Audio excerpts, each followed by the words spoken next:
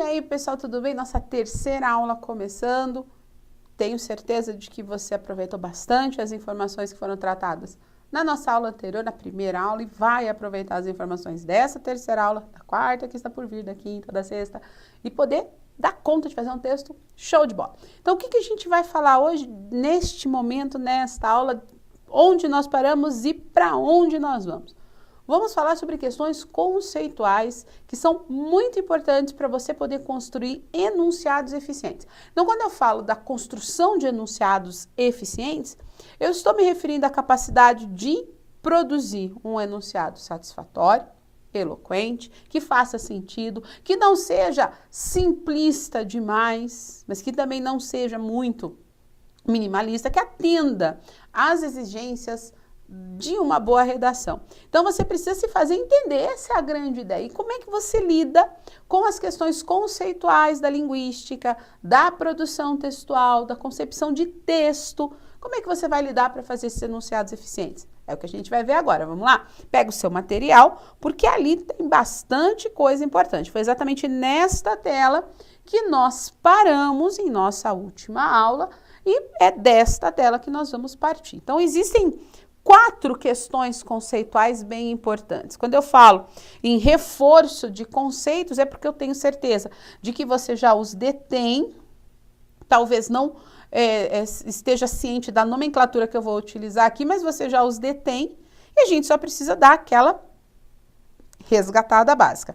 Então, são exatamente 4 conceitos importantes com os quais a gente vai trabalhar. O primeiro deles é extremamente importante e se chama inteligibilidade. Quando a gente fala em inteligibilidade, é necessário que você entenda o seguinte, ó. Tudo aquilo que você escreve precisa fazer sentido. Esse é o preceito da inteligibilidade. Então, o que eu redijo, o que eu escrevo, qualquer enunciado que eu produza, ele precisa se pautar no sentido. Aquilo que eu quero, enquanto ideia, transmitir a alguém, precisa chegar a esse alguém. E sou eu a pessoa responsável em fazer isso. É bem equivocado pensar que a correção do texto, né, que o corretor por si, ele vai dar nota para você. Deixa eu explicar. Não sou, vou me colocar na condição de corretor. Não sou eu que vou pegar o seu texto e vou dar a nota 7, ou a nota 8, ou a nota 9. Não é assim que funciona. Eu vou pegar o seu texto, mas a nota já vem nele. A nota é 10. Todo texto parte de uma nota 10, de uma nota máxima. Ah, o meu concurso, a redação vale 40, então sua nota é 40. O que acontece ao longo do processo? Você falha. E se você falha, você perde nota. Então, quando a gente vai passar pelo processo de correção, eu não atribuo nota, eu tiro em função de falhas. O que a gente tem que trabalhar? Não falhar. E como é que a gente trabalha para não falhar? Pensando em todas essas questões que estão sendo discutidas aqui nos nossos encontros. Então, a inteligibilidade é muito importante.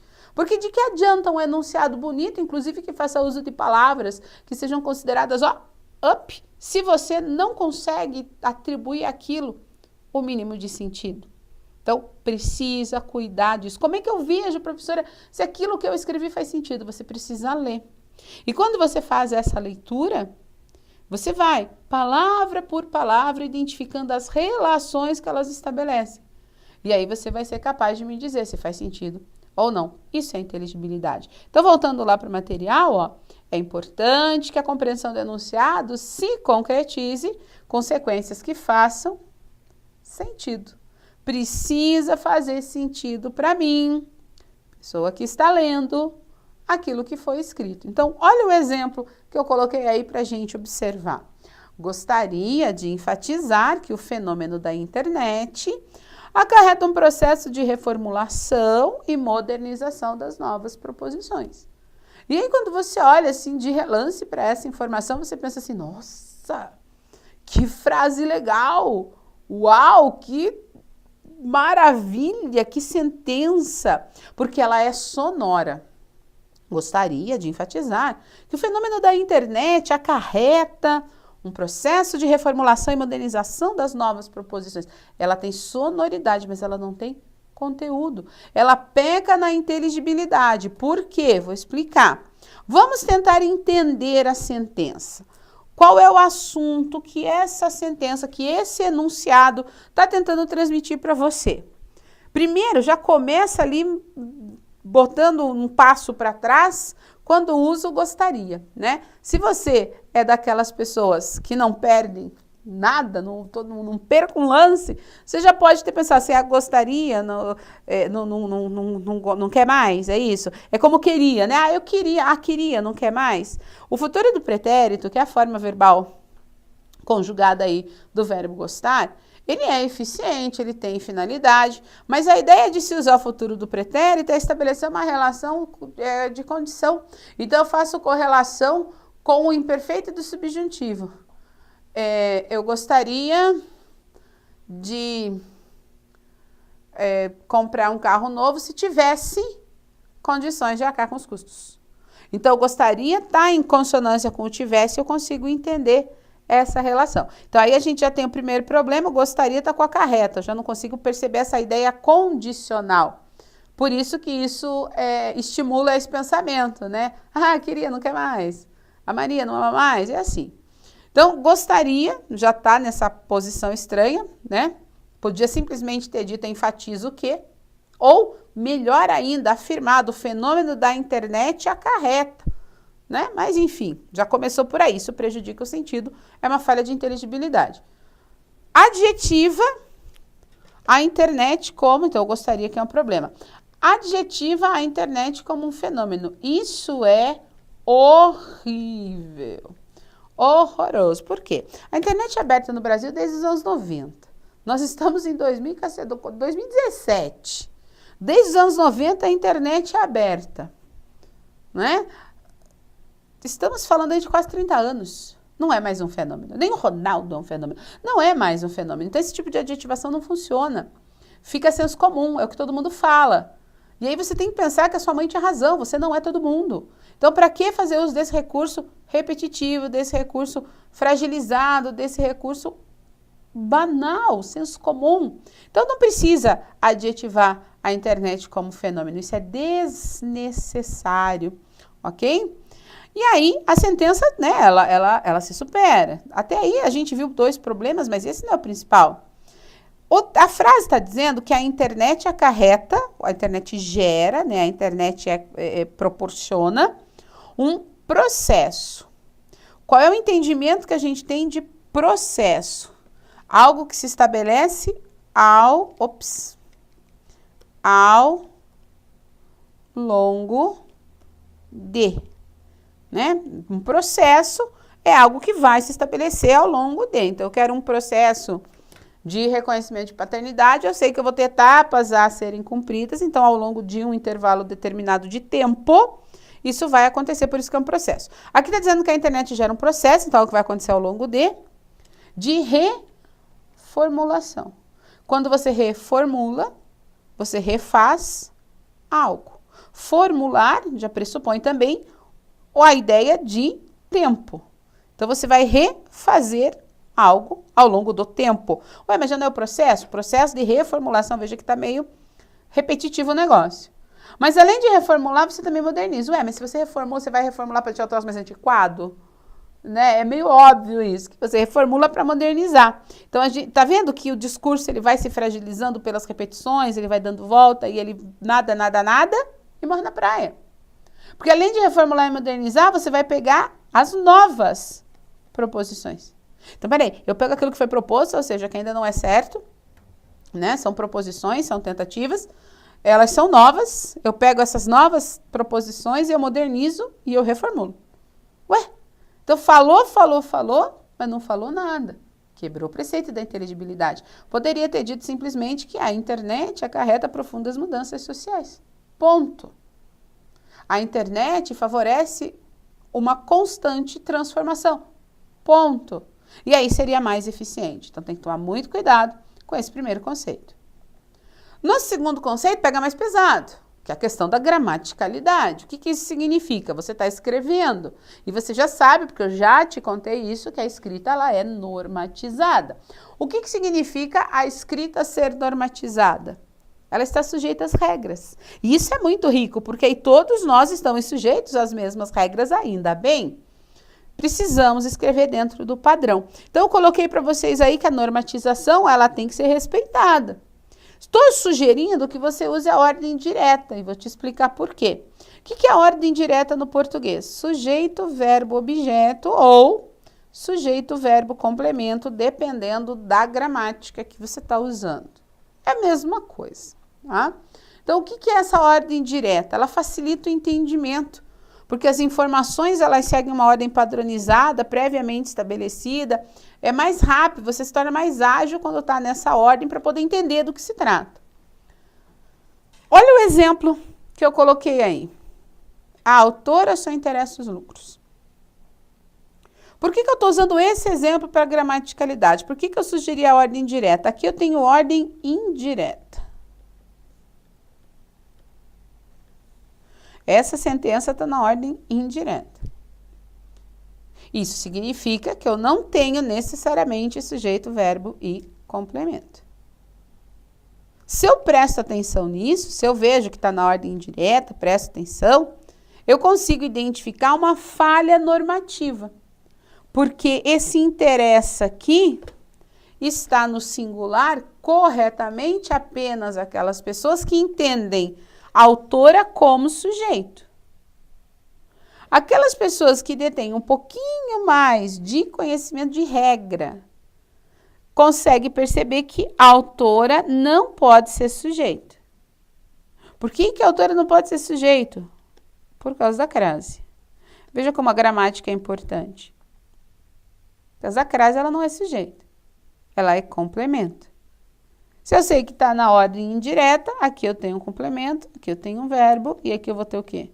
O sujeito. Os lucros é o meu sujeito. E aí eu vou resgatar na minha memória a regra geral de concordância verbal. O que ela determina? Que o sujeito esteja em consonância com o seu verbo. O verbo concorda com o sujeito, essa é a regra geral. Se eu já sei que a autora não é o sujeito, se eu sei que está na ordem direta, os lucros é o meu sujeito. E esse sujeito está no plural, logo, esse verbo aqui também precisa estar no plural. Eu não posso dizer a autora só interessa os lucros. Eu tenho que obrigatoriamente dizer que a autora só interessam os lucros, porque os lucros são do interesse apenas e tão somente da autora. O fato dessa sentença estar em ordem indireta e a gente demorar a perceber a questão do erro de concordância traz um outro agravante, que é você estabelecer um juízo de valor equivocado em relação àquilo que foi apresentado. Por exemplo, a autora só interessa os lucros, o que eu vou pensar? Que pessoinha mais cruel, que só está ligada no dinheiro e está pouco se importando, pouco se lixando para o resto das pessoas. Então, que tipo de comprometimento com o trabalho cultural, de qualidade ela tem? Nenhum. Só que eu estou criando um juízo de valor em relação a uma pessoa equivocadamente em função de um erro gramatical. Por isso que é importante você estar atento à gramaticalidade. Por isso, da sugestão da ordem direta. Porque se essa frase estivesse na ordem direta, ó, os lucros só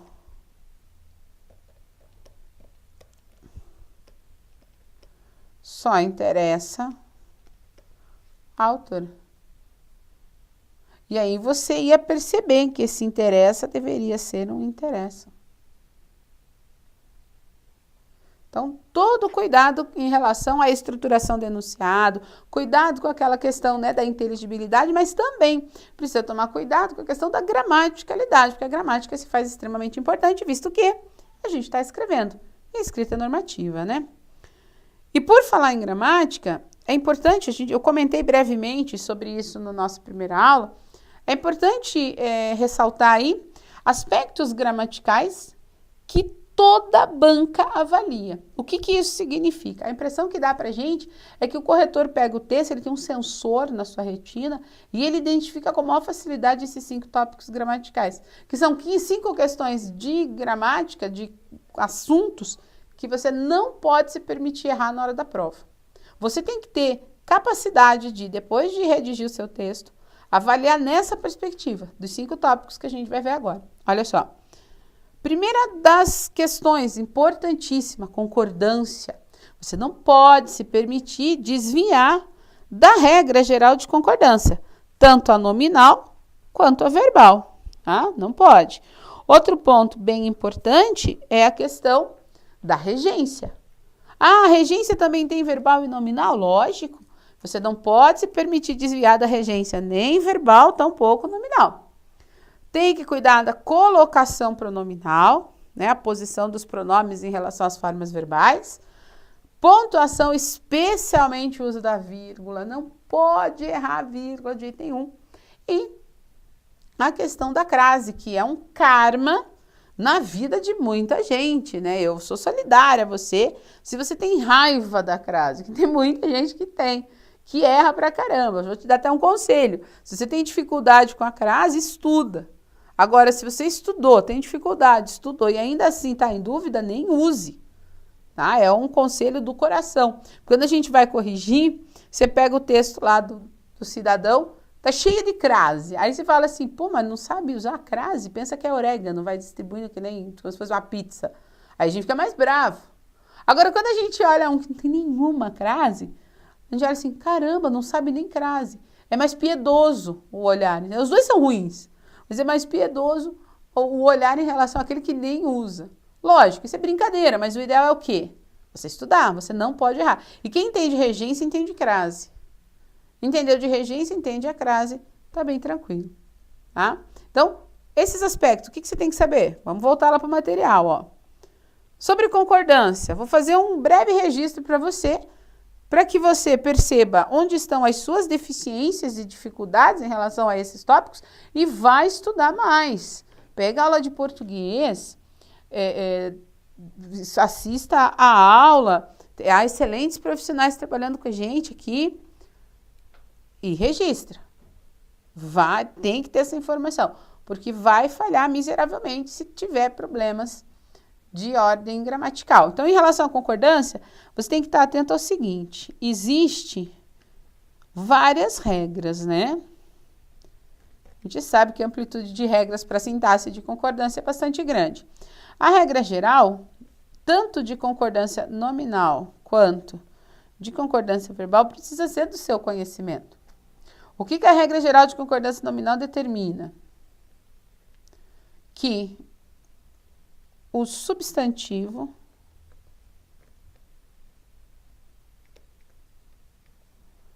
concorda.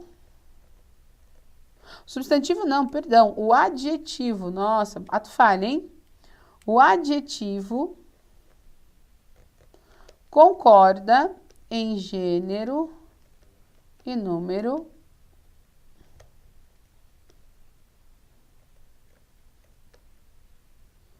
com agora sim substantivo. Então, a regra geral de concordância nominal determina que o adjetivo vai concordar em gênero e número com o substantivo a que se refere. A gente usa o adjetivo da nomenclatura, mas isso vale para os artigos, para os pronomes, para os numerais, tá? As classes variáveis estabelecem sintaxe de concordância com o substantivo. A regra geral de concordância verbal determina que o verbo concorda com o sujeito.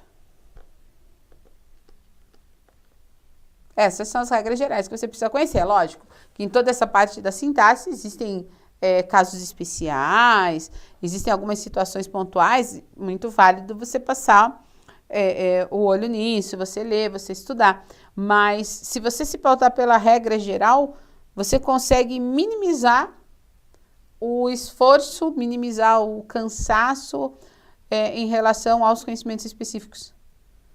Né? Você aplica a regra geral, você já vai eliminando possibilidades, vai se reduzindo, vão se reduzindo essas dúvidas. Então, tem que saber a regra geral. Outra coisa de concordância que você tem que saber é a concordância do verbo haver. Tem que saber. O verbo haver, ele é impessoal, sempre que ele for utilizado no sentido de existir ou de tempo transcorrido, vai ficar no singular. Então, são coisas que você tem que saber, tá? O verbo haver como impessoal, você precisa conhecer também. Em relação à regência, o que é importante ressaltar? Regência é uma relação de poder estabelecida entre dois termos num enunciado. Aí a gente chama o termo que está mandando de termo regente e o termo que está obedecendo de termo regido. Essa é a nomenclatura da regência. Existe regência nominal e regência verbal. Então, quando eu falo de regência, eu tenho a nominal e a verbal. O que é exatamente essa regência? Eu vou ter um termo regente.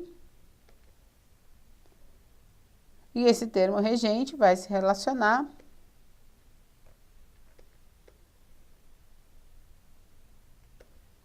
a um termo regido. Essa relação de poder para escolher qual é o complemento que vai ser utilizado é o que se configura como regência. A regência nominal sempre tem preposição.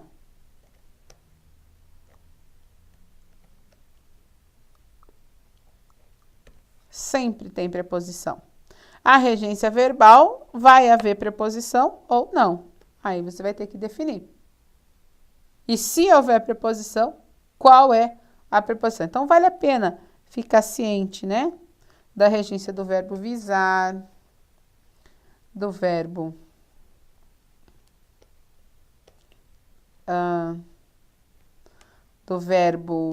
almejar, do verbo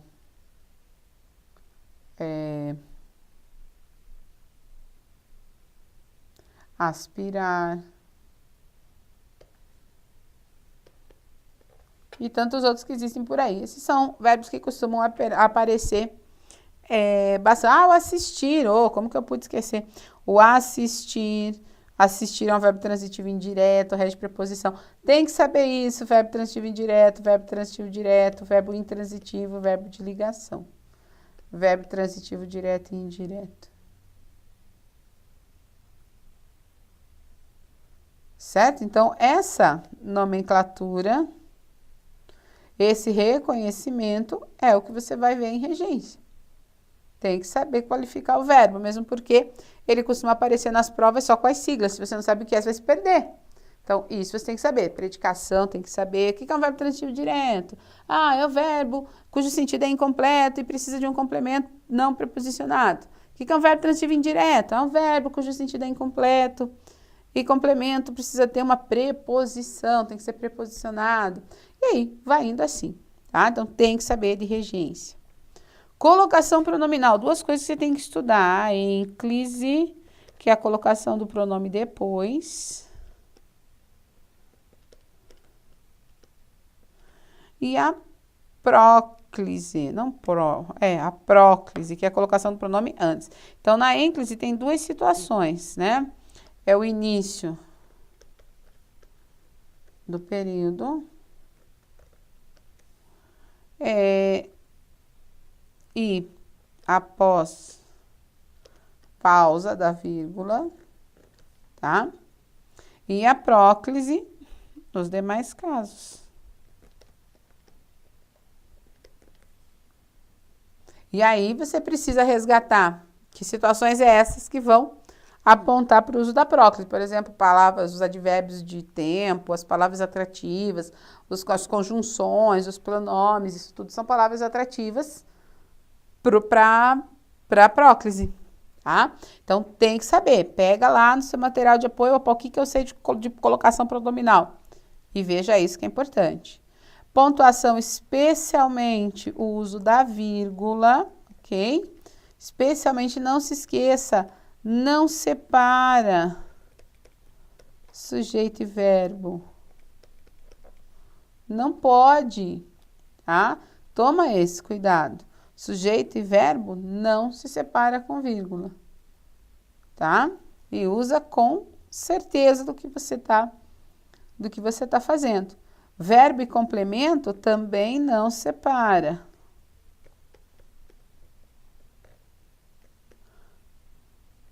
Também não pode, tá? Muito cuidado com isso, com a vírgula. As conjunções, tanto as subordinativas quanto as coordenativas, elas exigem a presença de uma vírgula. Então, Então, tem que saber disso, tem que estudar, não pode esquecer, ficar bem atento, porque a pontuação é importante. E o mais agravante da pontuação é que ela implica alteração de sentido. Tudo aquilo que envolve o sentido do que você está escrevendo é importante e prejudica a avaliação. Vírgula, você não pode errar, ok? E a questão da crase, que é uma perturbação para muita gente, né? O que acontece com a crase? Se você sabe regência, você sabe crase de um jeito muito legal. Agora, se você não sabe regência, o que você tem que saber aqui da crase? Que é uma preposição mais um artigo. Isso é a crase. Ah, mas existem umas situações especiais. Existe, por exemplo, diante da palavra até, a crase é facultativa. Perdão, pensei na vírgula. Não, sim, a crase. A crase é facultativa. Diante da palavra até, a crase é facultativa. Diante dos pronomes possessivos, a crase é facultativa. Quando você está usando a palavra casa, por exemplo, a presença da crase é só se houver um elemento especificador. Então, essas coisas, elas existem, você tem que saber, mas o básico você também tem que saber. Então, tem um macete, para a gente fechar essa ideia. Tem um macetinho lá. Se você quer saber se tem o a com crase, veja se dá para trocar por para a, por na ou por da. Preposição mais artigo. Preposição mais artigo. Preposição mais artigo. Tá? Então, bastante cuidado com isso. Não erre crase. O ponto a seguir, coordenação e subordinação de ideias, é bastante importante. Por que ele é bastante importante? Porque você vai produzir enunciados que precisam ter relação. As partes desses enunciados precisam ter relação entre si. E esse tipo de relação é o que a gente chama de coordenação ou subordinação. A relação de coordenação implica sentenças que não estabelecem entre si uma dependência sintática. A relação de subordinação implica sentenças que não estabelecem entre si dependência sintática. Que tipo de cuidado você tem que ter aqui? Conectivo. Cuidado com os conectivos. Por quê? Porque se você escolher equivocadamente um dos conectivos, o sentido que você queria atribuir aos enunciados que estão se juntando para formar aí o período, vai se perder. Então, fique atento aos conectivos. Olha esse exemplo aqui que interessante. Ao desembarcar da aeronave, acompanhado sempre por seguranças particulares, seguiu para o saguão, onde era guardado por muitos curiosos amigos da imprensa. Aí você olha assim, nossa, tá bonito esse enunciado, né? É sugestivo, inclusive. Tá bonito esse enunciado, professor, não tem nada de errado. Por que você está com ele aí? Tem sim. Lê de novo. Ao desembarcar da aeronave, acompanhado sempre por seguranças particulares, seguiu para o saguão, onde era guardado por muitos curiosos amigos da imprensa. Não, mas não tem coisa errada. Tem. E aí eu pergunto para você, quem desceu da aeronave? Na preocupação de estabelecer relações adequadas entre os enunciados, se esqueceu o principal, que é o sujeito. Cadê o sujeito dessa sentença? Então, de que adianta ter usado os conectivos se eu não sei quem desembarcou, quem estava acompanhado, quem foi para o saguão, quem era guardado, quem tem amigos, quem desperta curiosos, quem atrai a imprensa, eu não sei, porque esse sujeito não foi inserido aqui. Então, quando você estiver trabalhando coordenação e subordinação de ideias, tenha esse cuidado, se cerque desses cuidados, de que as informações precisam estabelecer entre si sentido, de que os conectivos são essenciais para isso, de que eu preciso, sobretudo, cuidar para não esquecer nada. A gente fecha essa terceira aula aqui, espero que você esteja gostando, que essas informações realmente estejam sendo úteis, porque é aquilo que a gente percebe, nós que trabalhamos com a questão da produção textual, é aquilo que a gente percebe fazer falta na hora de escrever. Na nossa próxima aula, a gente vê o último desses conceitos e daí já começa a trabalhar com coisas que você, tenho certeza, vai considerar mais interessantes, a construção do parágrafo, depois parte para a construção do texto, e aí você vai ver efetivamente as ferramentas necessárias para produzir uma boa redação, ok? Um beijo grande para você, bom estudo e a gente se vê na nossa próxima aula. Tchau, tchau!